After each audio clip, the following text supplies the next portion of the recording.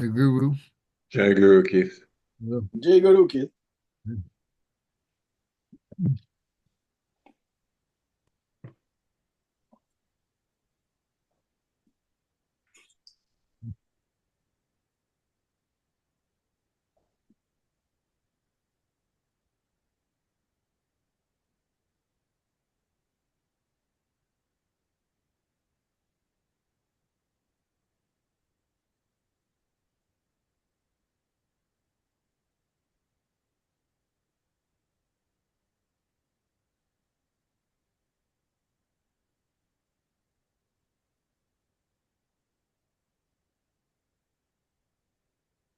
Everybody else forgot us. Huh?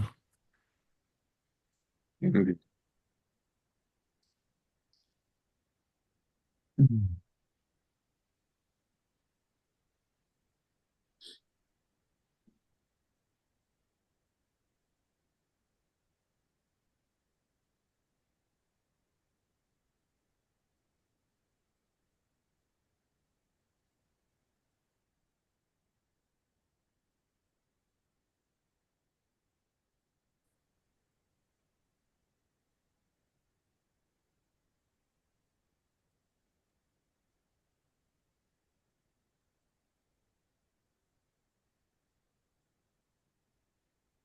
Found an interesting article. I don't know if you ever heard of, there's a non-dual guy that has a website. His name is Timothy Conway. His site is Enlightened Spirituality.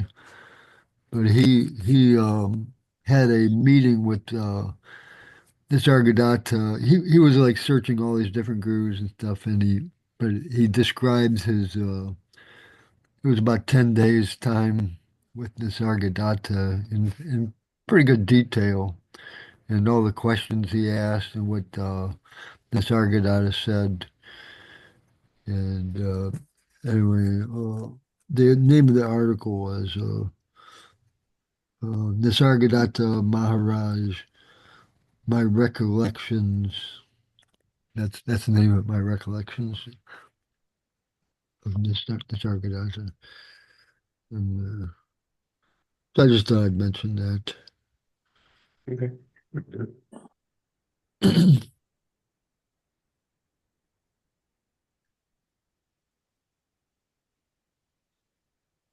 He describes like when early in his meetings uh, that he had just being in Nisargadatta's presence and the potency of his words were like sent him off into a like a pretty high state for a little time. and and that then as the conversation went on, Nisargadatta started to tell him to well, he didn't say it. He didn't say shut up, but it's so I forget how he said it. But well, he said you're not to ask any more questions, and but I guess everybody else could. But then that kind of like it, in a way it helped him because then he did shut up and just actually uh, sit with his own presence and in the bliss of his own presence. So. Yeah, I'm getting, gradually over time, I'm getting to recognize that it's my desire and my inclinations, my natural inclinations is to want to know, to want to know. I want to know. But there's nothing to know. Anything that can be known is not true. And Yeah, then yeah, you that's also what, try to create an illusory knower. So yeah, just forget about that and remain with yourself. That's why Nisargadatta Maharaj said to keep quiet, because the more you want to question, then the mind is like a churning factory of you're spitting stuff out. Oh, and you say you read the books sometimes with Nisargadatta Maharaj, and people ask a question, he'll answer something, and then they'll ask another question right after. And it's almost like they're preparing the next question while Nisargadatta Maharaj is answering the question. But his always the answer to every question is accept your selfless self. There's no God, no Brahman, no Paramatman, no master. Oh, but I want to know what happens when I leave the body. Accept your selfless self. There's no God, no Brahman, no Paramatman, no master. And you have to sit with that. Well, what does that mean? Well, accept your selfless self. Self without self, there's nothing. Oh, but what is this nothing? No, no, no. Accept your selfless self. There's nothing. Okay, well, what happens to me? Accept your selfless self. There's nothing. No God, no Brahman, no Paramatma, no master. Well, what about the master? No. Should I take mantra from a master? There is no master. Accept your selfless self. There's no God, no Brahman, no Atman, no Paramatman, no master. Nothing. And that's why it's like, but the tendency, because we've been with this body form for a while, is to sit there and try to formulate questions based on the wrong perception of being a body in a world. So all questions are complete, total, like just throw them away. You can never ask a question about yourself because you're prior to the questions, prior to the formation of words, prior to body, prior to even the sense of presence or the sense I exist. So now, if you ask a question about what that state is prior to beingness, well, accept your selfless self. There's no God, no Brahman, no Paramatman, no master. And it's just that hammering. That's like, don't think of or say, oh, I've been sitting in meditation for so long. I have this blissful experience. I've seen Nisargadatta Maharaj floating in the air and coming down and telling me that I'm enlightened or whatever. Okay, this is a good spiritual experience, but throw that away because accept your selfless self. There's no God, no Brahman, no Paramatman, no master. So the fact that you're having an experience is obviously illusion within the illusion. And don't delude yourself by thinking that it means anything at all. So throw that away.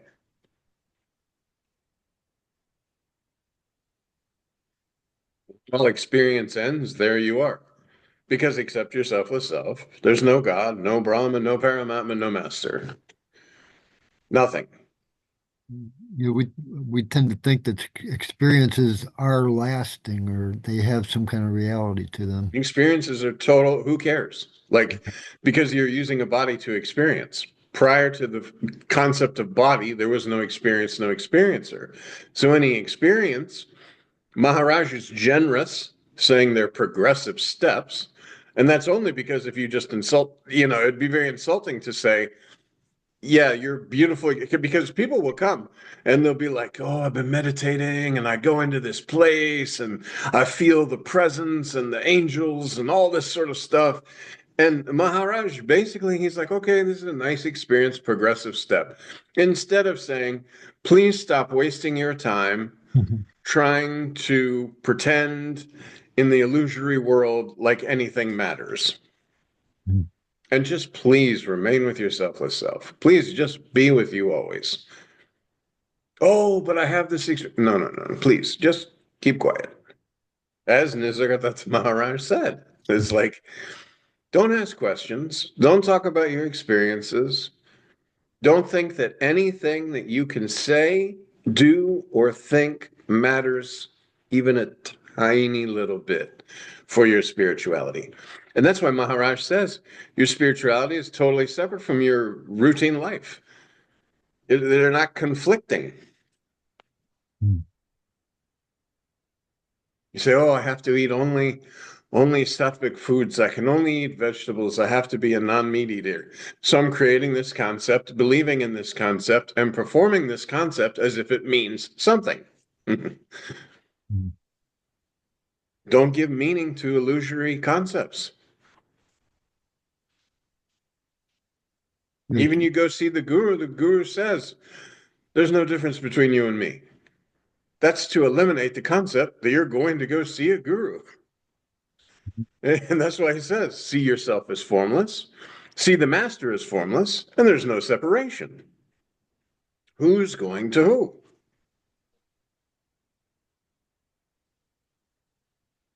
And for a time, it's okay to play with these little, like, very kindergarten spirituality type stuff. Like, I'm not a body and all this sort of thing. But the truth is the truth. It's not going anywhere. You can add a lot of illusory layers and then start to believe in the various concepts, and you can believe in the concept of removing the illusory layers that you have added on through your conceptual building and understanding. Oh, I need to know. So you build this house of concepts, and then the master says, tear down this house of concepts. And then you say, this conceptual house that I built, I was able to remove the roof. Master's like, oh, this is a very good progressive step. But you're still believing that there is a house.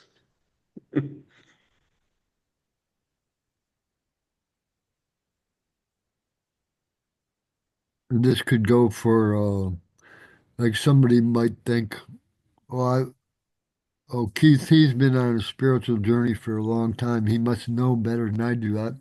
I don't know any more than a beginner does, you know. There's no Keith, no beginner, Yeah. no other, no nothing.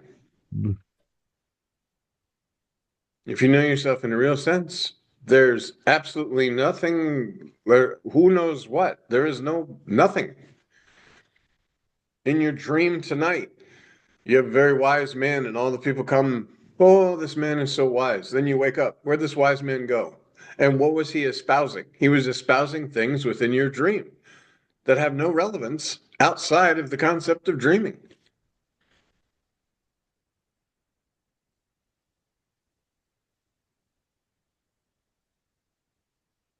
Every time you think something is important, it's a concept that just needs to be removed because you built it. I guess within the illusion, well, one There's of nothing, just the play, the, the five elements that you're identifying with as something. A bunch of lumps of goo that the presence is animating and playing with. Again, much like a dream, where you go to sleep at night, you project a dream world.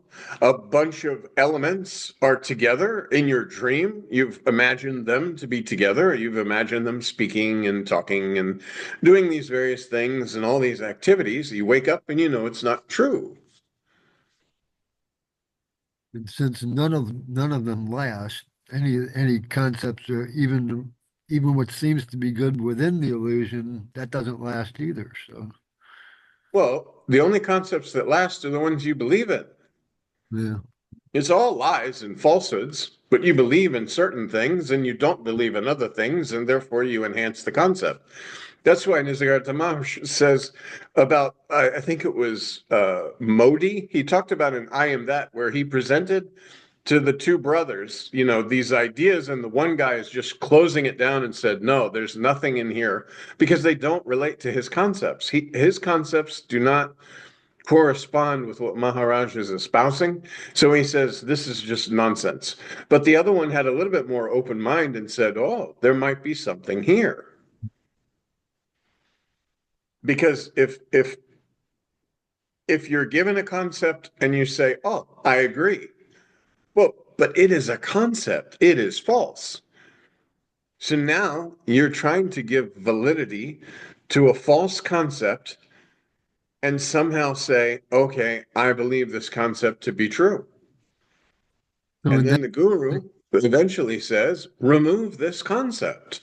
so in that sense, you could get the concept, or it would be it's still a concept, but it can seem like your your usual way of relating with the world is changing to become more open, but actually that's just a concept and illusion It's a also. concept as well. Yeah. If I tell you you can fly and you truly believe it, and I give you all this information about flying and the fact that you have this ability, and isn't it wonderful that you have this ability and this and that, and then you jump off my balcony and fall, now its reality is shown. I cannot fly. The concept I can fly has been removed through direct experience. Yes. So you could speak about flying and, So, and and speak about how it came to be and your whole lineage and the fact that your father could probably fly and your grandfather could probably fly. And there are only a certain percentage of people in this world who can fly and how the genetics is made. And then you jump and boom, you, splat. yeah, you can defend the relative sense of what you think you know all you want, but Direct experience. I cannot fly. I've broken every bone in my body. I now understand that no matter how those concepts were added on, the truth, the reality in direct experience of my own selfless self is I cannot fly.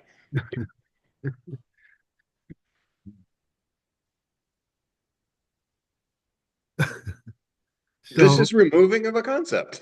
yeah, so that's why it seems like I'm progressing and I'm getting more able to recognize that my former ideas of what is good and bad are illusory, but still that's still it's still an idea that it's Yeah. still a Just concept that I'm making improvement, I guess. remain with your selfless self. It's the black hole of concepts. Because there's nothing there. Like you can't, how can you create a concept? Hmm. Somebody says, "Oh, Keith, you can fly." You say, in your understanding, I'm not body. Like, what are you saying can fly? Because I'm more like the space than I am the body. So how could the concept I can fly stick to the space? It can only stick to the concept of a body, which I know I'm not. And that's how you remove all concepts. Hmm. You know yourself in a real sense through direct experience. Somebody talks about death. That's a concept. And what is dying exactly? Like you know yourself in a real sense. This concept cannot stick to that you are. So this is not a concept that is given any thought.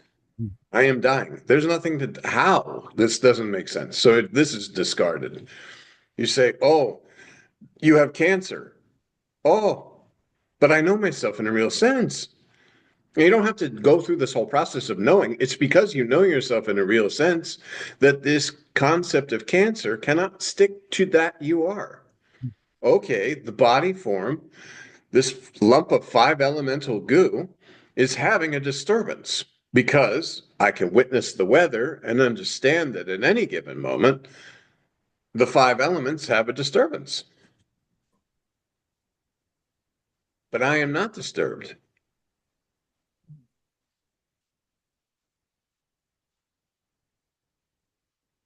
You're the space in which the tornado occurs, and buildings fly around, and there's heavy wind and a lot of destruction, but the space is not affected. The tornado can go 10,000 miles per hour and destroy the whole city. Space is not affected. So the ability to discriminate between, say, a light wind and a heavy wind, or discriminate anything is really that's Based on body it's. and the illusory existence of the world. But also, isn't it true that the discriminating ability doesn't really, well, it doesn't mean anything until it actually has something to discriminate. But the Well, discriminating again, space. You're ability more isn't like space than you are. spontaneously present, the discriminating ability. I mean, in Das Bode, he talks about discrimination. There is the This power is of again a discrimination. basic kindergarten concept. There is a power. Discriminating based on I'm a body, I discriminate and I say this is true, this is not true. When you know yourself in a real sense, just like the renouncing of the renouncer, it's finished. Your object is to have the direct experience of your unselfless self, oh, so that I am that, so that no concept will be able to make sense, will be able to stick to that you are. When you say discriminate between the how heavy the wind is, the space does not discriminate.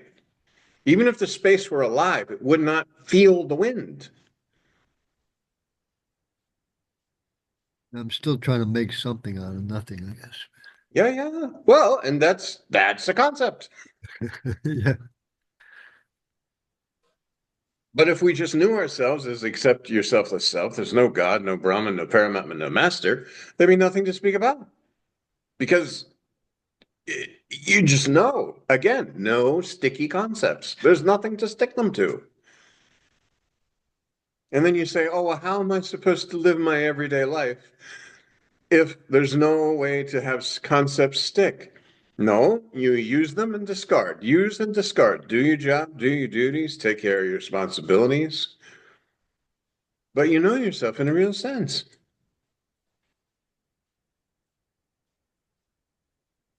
That's why Sri Ramakant Maharaj says on your deathbed, there should be no concept of I am dying. You know yourself in a real sense. How can you die? What part of you dies?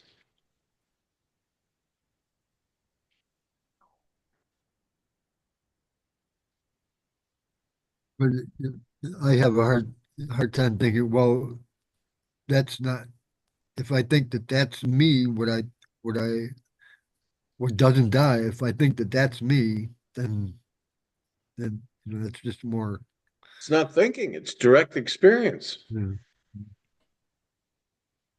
okay. There's no birth, no death. It's direct experience. No concept of birth and death can stick. And you say, oh, the body is born, the body dies. Well, even which body then? This one that you believe yourself to be because you're perceiving the illusory existence through it, just like the little dream body. When you dream at night, is that body that you're perceiving the dream world yours? You take ownership because of spontaneous impression. Oh, this is me. I'm seeing all this stuff through this perspective. I seem to know that something is there. Well, because the seer is formless. I mean, I seem to think that there's something other than me.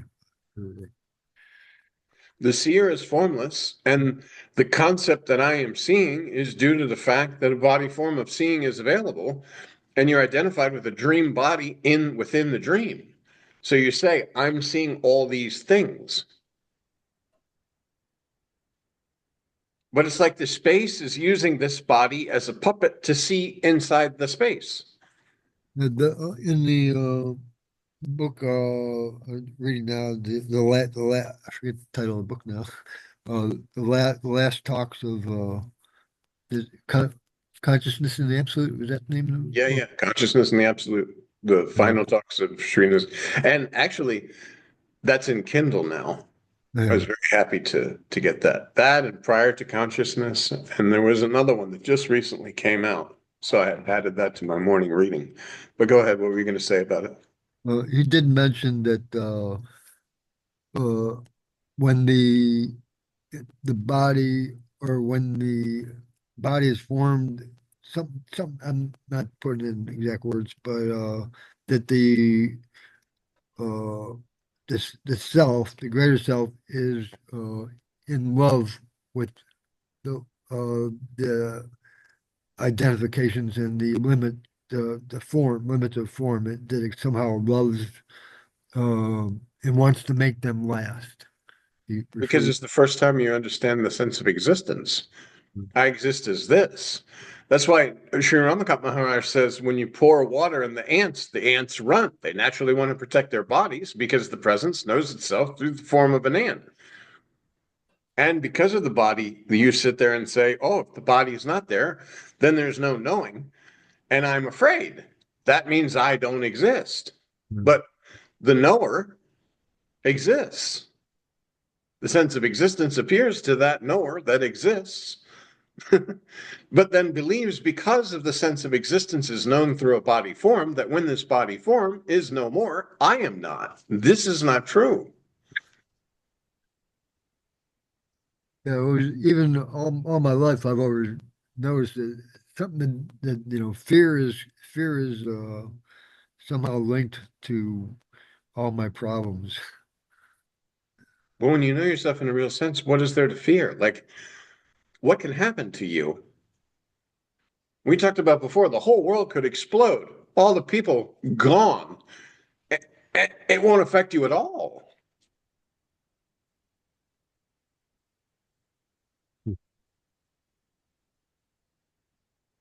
I don't know what I am. I don't And know then what. some people will say, oh, well, that's very cruel because thousands of souls will cry out. No, but this is reality. It's not a concept. And the concept of thousands of souls crying out are because you believe yourself to be an individual soul. That when this body falls, there will be like this little ghost soul of John that then goes to the collective and becomes one with the universe. No, the universe never separated. What about all the other poor worlds with other? Everything is within you. That's why even if we ever do have aliens come and visit the earth, guess what? That's also presence and it's also within the illusion. It's just a different lump of goo from a different five elemental lump of goo animated by the same presence that's animating this body. Enjoying and entertaining and imagining that there's some kind of contact of an otherworldly being, It's kind of all like within over, yourself. it's kind of like over before it even Well, again, that's why no concepts will stick. began. Just like tonight, you could dream about aliens landing and meeting aliens and riding off in their spaceship. And everything occurred within your own self. You were the alien. You were the people that were inviting the alien and all this sort of thing. And the whole thing happened within you. There never was a separate alien and you. And you know this in a dream because when you wake up, you're like, oh, wow, that was an amazing dream. But you know it's a dream because now you're on the other side, you're waking up. Well, when you know yourself in a real sense, you will very much understand that what you used to believe was reality is the waking dream, based on the fact that I am a body form in a world, rather than the world and all these bodies are within me. There is no separation. Just as in dream, you cannot take a piece of you out. The dirt is you. The insects are you. The water is you. The sun is you. The wind is you. The clouds are you. All the people are you. The dogs walking in the park are you. And there is no separation. How can there be separation? Because all is an appearance within this illusion.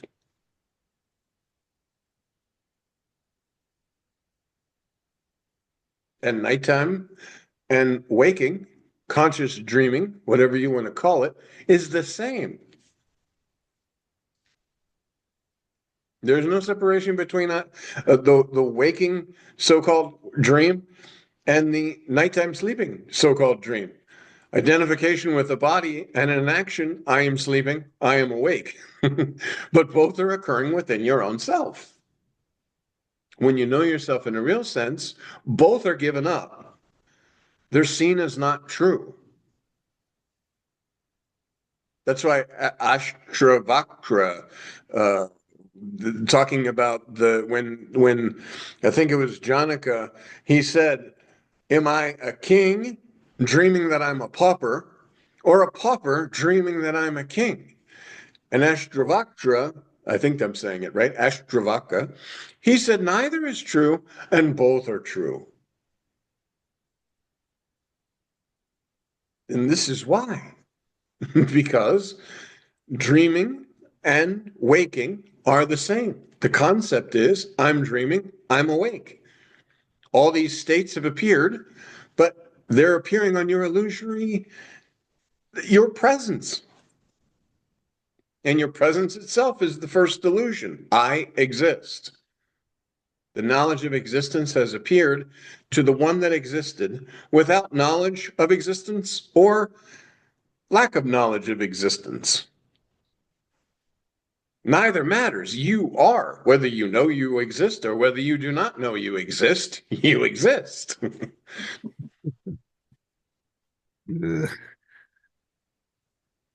What if I want out?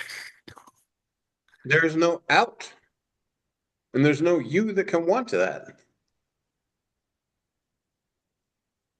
Just like one of your dream characters says, I don't like this dream. I want out. How?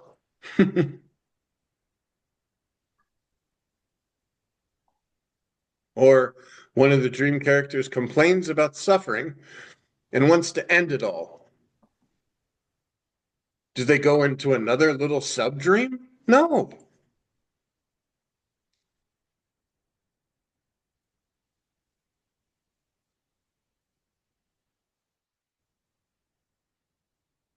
Doesn't make me. Sometimes I wonder, does the team we are involved with ever have anything to say about suicide?